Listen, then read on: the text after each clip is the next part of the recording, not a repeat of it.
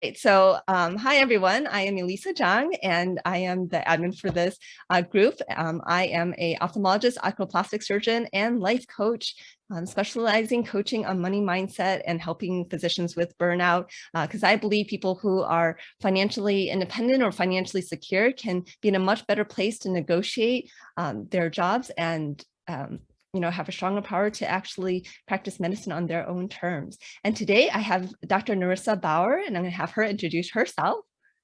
Hi, everyone. Thanks for having me, Elisa. I'm Dr. Nerissa Bauer. I'm calling in from Indianapolis, Indiana. I'm a behavioral pediatrician and entrepreneur, new to entrepreneurship. I was actually in academia back in 2018, but we'll get into that in a little bit. But I have a business called Let's Talk Kids Health. Yeah, so let's hear more about your business and how it got started. Yeah, sure. So I guess I should back up because, as I mentioned, I previously was in academia. So I was doing health services research. I was, teaching residents and doing everything that you do in academia. And then I was there for about 13 years, and my first faculty position had just gotten promoted to associate professor. And a year later, just was really, really found myself kind of not happy. I was sort of going through the motions. I felt like I was just masking, putting on a happy face.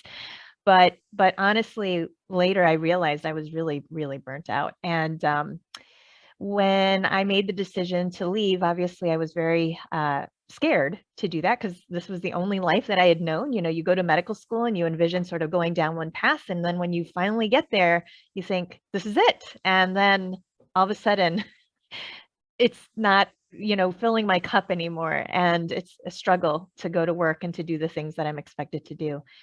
So I decided at that point just after talking to my partner, my husband, he was like, you know what, it's time. It's okay. We'll be fine. And when he said that to me, I literally cried because I had no idea that I could actually do something else. So when I made it known that I was leaving, I remember telling my colleagues, and they were like, "Oh my gosh, where are you going? Which institution?" I'm like, "I'm not going anywhere. I'm staying here in town." And they were like, "What?" Yeah, and at that point I still didn't have a plan. But I took like 4 months off and really did some soul searching. Like what do I need to do? And I like I said, my husband was very supportive. He's a physician as well. So he's like, we can make it work. We're fine. Um and I just deep within me, I knew I needed to do something. I needed to keep busy. Obviously, I have 2 kids and I was getting back into volunteering with their schools, which was amazing, but I needed something else too. And I knew that I could be a doctor. I mean, I that's what I've been and that's my identity. So I did start a private practice a couple days a week just to sort of, feel that part and feed that part of my soul again. But I knew that I needed to do something else in addition because the one-on-one work that I do, which is taking care of kids with ADHD, anxiety, and dealing with parenting issues, it's a lot of just emotional, takes a lot of, just a mindset, and it can be really tiring because I really want to help these families, but there's not a quick fix, oftentimes for these families. So it's really draining at times. It's rewarding, but draining. Um, so it was actually around the time of COVID when I transitioned to telehealth, and I had previously been doing parenting workshops in person, but because of COVID, I couldn't do that anymore. And so I launched a parenting book club on Facebook as a different way to support families. And then out of that, as I started getting comfortable being and interacting on social media, I one day had this idea that, I'm seeing a lot of kids with ADHD struggle with thinking and learning. Parents are having a hard time and wondering what to do. And I just thought, you know what? I know how to help because I used to run parenting groups. And I actually, when I was in academia, developed a group program for families with kids with ADHD. So I was just thinking in my head, I'm like, I could actually make something happen here. and just kind of retool everything and rethink things. And that's when Teach Me ADHD was born, which in a brief nutshell is a class for kids and parents. Recommended ages are 8 to 12, but it's a class on Zoom that they take together. And because it was on Zoom, I knew it had to be engaging, especially if kids are involved. So there's a whole detective theme. Parents and kids, when they join the Adhd Help Detective Agency, they take on code names. They get a supply box with all the materials they need, and then they complete family missions week to week. It's a class that up to 12 families take together. So kids with ADHD see other kids, and we learn about ADHD, their superpowers, without judgment, without blame. We're just collecting facts because we're detectives. And, we learn how to have fun and communicate and collaborate with each other. And it's been so fun. That's what I've been doing. So agency doors open 3 times a year. And so far I've served up to 61 families, and it's been really just, it's where I feel like I need to be. That's amazing. That Yeah. is so amazing. So when you first started doing the the like book club groups, was that just free? Yes, it was. It was my way of sorting, just to kind of get that information out there. I'm an extrovert. So I was just like, I need to be around people. I need to be talking to people. So that was my way of sort of, attracting folks who wanted help and to, read alongside. I would put prompts in my Facebook group, and then they would just kind of asynchronously, just, as they got to that part in the book, they'd comment and all of that. And then what really made it fun was that uh, last year I started inviting the authors to come. So after we would read the book, the author would come do an interview with me and people could ask questions. So it was just a really nice way to attract people and just to let them know who I was. So that helped. So then how did you transition to actually having a business? Yeah. Well, so 2 things. I was having, my private practice, where I would see patients and bill in that way. But then these other things, kept thinking, gosh, how am I actually going to, monetize what I'm doing? Because it's obviously taking a lot of my time. It's filling my cup, but it's similar to the support that I'm giving one-on-one. So when I made the Teach Me ADHD course, that's when I started charging for services. And I'll tell you, it was so hard to think about that, because I was like, well, these kids and families need it. It's a tough time right now. Can I really be asking them to pay, for this? But because, in my head, I was like, well, I'm making them supply boxes. They don't have to go out to the store. I'm giving an hour every week for 8 weeks, and, whatever else I need to do to support families. So, I had to really think through that. But I think with the beta group, my first group that I did, I charged very, very little. But I did tell them, you're actually helping me co-create something that I think is going to be so helpful, not just to your families, but to future families. And I said, in exchange for this, yes, there's a charge just to kind of cover some basic stuff, but I also would really love feedback every week. And then at the end, a testimonial. And so that's how I started. Excuse me. That sounds great. So then, and then after you ran your beta group, obviously you got feedback, you worked on the program. And so then the next time around, how much did you actually increase that, the charge to come in? Yeah, so I doubled it because I was like, okay, this is going to happen. And at that point, the second time I launched, I actually figured out, oh, what if families are going to be sick and they can't make it? I don't want to necessarily have to do one-on-ones with everybody. So I discovered Kajabi, and started pre-recording my content. So that way, if families can't make it to that dedicated session time, they can always just keep up by watching the pre-recorded content. So again, in my head, I was like, well, I'm offering a different part of this course that's evolving. So yes, I'm going to have to charge more. So that helped me sort of make that leap. And then I will say, Elisa, that every time I've reopened agency doors, because I offer this 3 times a year, I have added to it. And again, in my head, that sort of helped me to say, okay, I'm going to inch it up a little bit more. I'm going to inch it up a little bit more. And really now, I'm getting ready to do another price increase with the next time I open doors, which is in another month. And it's just one of those things. I'm like, is this a lot? Like families are struggling right now. And I have all those questions in the back of my head, but then I do the math and I'm like, well, I give them 6 months of ongoing support because the class itself is 2 months, but they have ongoing support for 4 more months. It's like $3.50 a day. If you like Wow. break it down over the 6 months of what I'm charging.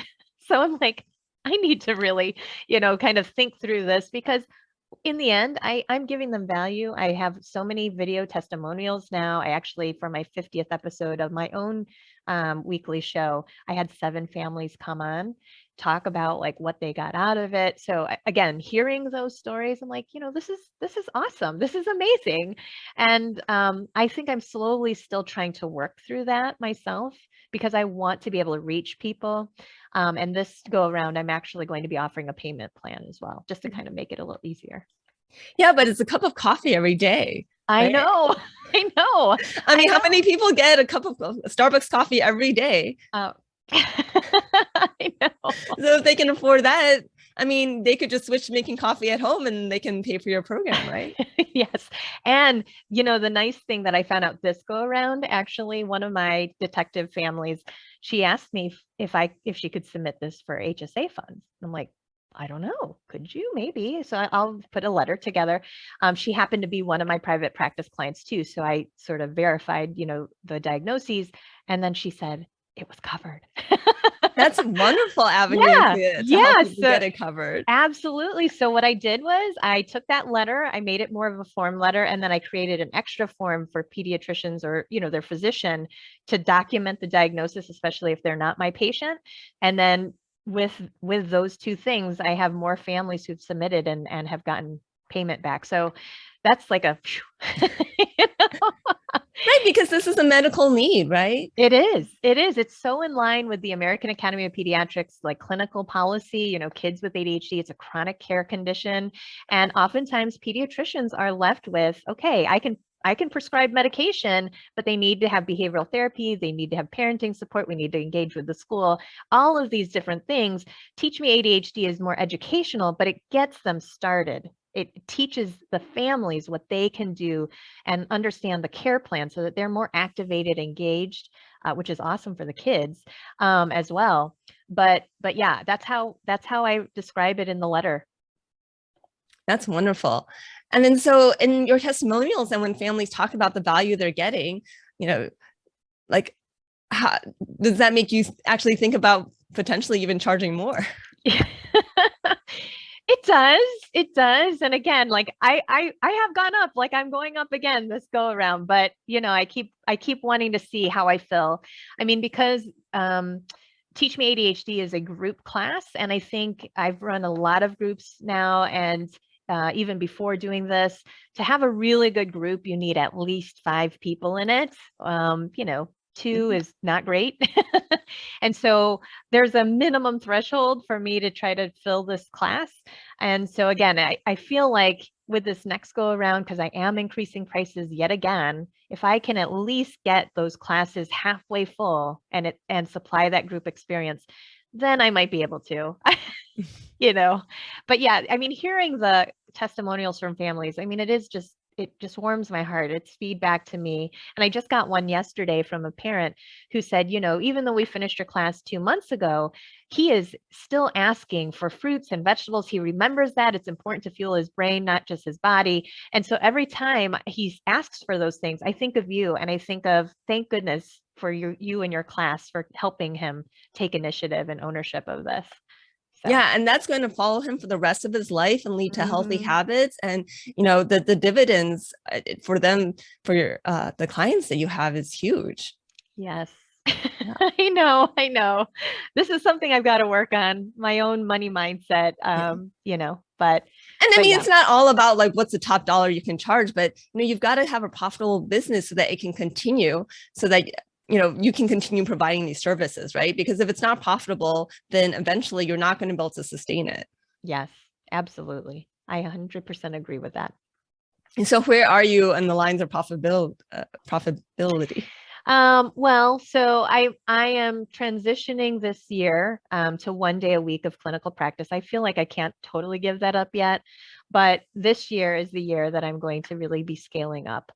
Part of my plan is I'm actually working with an attorney to copyright and license the program. I've had several therapists as well as other physicians ask if they could offer it, which would be amazing, because I feel like I'm right now the rate limiting step. It's only me running 3 classes every cycle, which is 3 times a year. And because it's for kids and parents to take together, it's usually on the weekends or in the evenings. And I have a family too. Mhm. So, and because it's on Zoom, it's helpful in that regard. But I can imagine that if I can recruit some other folks to start doing this and offering it to their clients, they can do it in person if they'd like. But they already have the tested curriculum. They'll have my support in sort of the registration process and ongoing implementation. So that would be another way to sort of get this out there, but then also not relying just on me. Yeah, So, scaling is a huge part of really growing the business. yeah. Yeah. So I'm really excited. I have a wait list. I'm sort of collecting an interest list. And I've also figured out, if it's a physician who's interested in offering it, how to give CME for training purposes. So that way I can make sure fidelity to the implementation and dissemination of the program is what I intend it to be. So I'm really super excited. So in answer to your question, Yeah. I'm hoping that this will be the year where I can really scale and make it much more profitable. And I also launched a membership. So in November, I have a Backend membership. What that means is after they do the course, they buy the initial package for the 2 months of classes, as well as 4 ongoing months of ongoing support in a Facebook group. And I've been working really hard to bring in like at least 2 additional guests into the group, and so that families can get front row access to folks to keep learning and growing. It's helpful for me too, because as my detectives grow, my class is only 8 to 12, but they're getting older. There are other concerns. So I hear and it's helping me kind of think through like, what else can I do for my families? How else I can support them? So until I actually, make a second course, this is my way of continuing to provide that. So I do have a membership now, which is great. So, there's just so many things, so many things. So when you did that first beta group, was it even a break even for your cost versus, what you charged? No.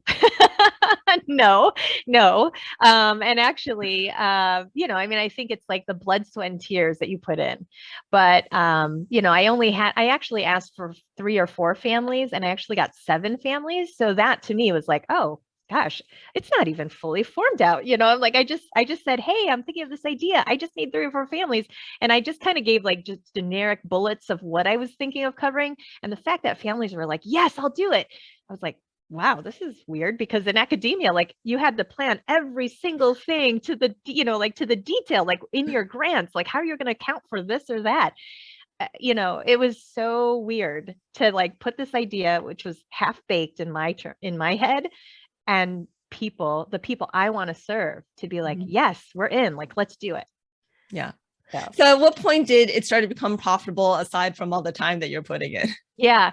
Well, I would say by the third cycle, just because at that point I had the videos up, I was increasing my cost, and then like really all it takes is, well, the time it takes for me to pack my supply boxes, me and my daughter, we pack the boxes. And which now I have a system, so it doesn't take that long. But I sit down, 3 hours every week for 8 weeks. So it's really, kind of on its own right now, which is great. And other than your daughter, do you have any other members of your team, any VAs? I do. So, I have all these ideas as an entrepreneur. We have ideas all floating around, right? But no time to actually implement. So I knew that I had to sort of grow my team. So yes, I do have a team of about 4 other individuals who work remotely, help me, just kind of keeping in touch with the families, nurturing my wait list. I have a wait list of 80 families for the class. And so just sending out newsletters, or, because I have my own weekly show as well, editing those and getting it out. So it's helpful to have a team around you. And I really feel like because I can offload and delegate those tasks, it leaves me in the position to use my time to keep developing the other courses, to develop other value, so then I can feel better about charging my clients. And when you first brought on those teammates, were you profitable enough that you were actually able to pay them out of the money that was coming in, or did you have to invest further before bringing it? Yeah, well, so when I first started, I was like, I have to do this because I felt like I was on a hamster wheel, you know? Mm-hmm. So when I first started, I had one VA. And so, yeah, it was like break even, you know, at that point. But now I've gotten to a better place and I am, you know, like I just launched a couple other lower end products, you know, little mini courses on my website because I had other people taking care of stuff for me. So I feel like it's just going to get better from there. And you know, I have to just continue to keep moving. Plus I released my video supplement as an on demand. You know, for a long time I felt like, well, the real magic is when they're, you know, in group with me and seeing other kids. And I really hemmed and hawed about releasing it as an on-demand course. But as I started talking to families, like either they couldn't make the times work, but they wanted the material, or their kids are super busy year round, so they couldn't afford to wait, or the family was like, we're in crisis, we just want to get information. So I released it as an on-demand course. So it's basically the same content. They're just watching the pre-recorded stuff. They'll get the supply box, they get the Facebook community. It's just that they don't have the weekly sessions. So I do have that as a product too. So the other day I was like scrolling through my email and then all of a sudden I said, you have a new student in your course. I'm like, what? Somebody had bought the on-demand course. So, you know, it's great. So is this getting to the point where it is actually replacing your previous physician income? I hope it will be by 2022 will be that year is my belief. So yes. Yeah. So that's amazing. Yeah. Yeah, it is. What other money mindset issues have you come across in the building your business? Oh my gosh. I mean, I think that's the biggest one, you know, in terms of families, because I think about, you know, when I was in academia, obviously it was a very different patient population, mostly Medicaid families. And you know, all kids need this help. And so I didn't want to necessarily, because of the cost, you know, kind of bias my clients to the people who can afford it. So I'm still thinking about ways of, as I grow my business, potentially seeing if I could offer some scholarships. Obviously, now I've introduced a payment plan for families who have access to HSA funds. You know, that helps as well. I actually had a homeschool family reach out to me. I'd love to do one of these classes during the daytime. And so she said that she was really interested and will sign up in September. But she sent me some information about the fact that homeschool families, they often use vouchers. So she said, you should become a vendor. Like that would be really helpful. So now I'm looking into that. So, you know, I'm learning as I go. And I think all of these different things will sort of kind of synergize together. So that way I can just continue on my mission to reach more people. But, you know, I have to meet them where they are. That's my thing. Like, I don't want to be so high that then the people who really need it and struggle can't even afford it, you know? Yeah. Yeah. Because you have a real purpose, Mm-hmm. you know, and it's not just to make money, it's to really help these families. Yeah. Yeah. So I think that to me is my biggest hang up right there is just like, how much do I charge? But then at the same time, knowing that there's a lot of families out there that can't afford that. So I'm just, any word of wisdom for that, you know, in terms of, I think I've seen other folks once they get to a certain point and then they can figure out scholarships and things too. I'd really love to be able to do that.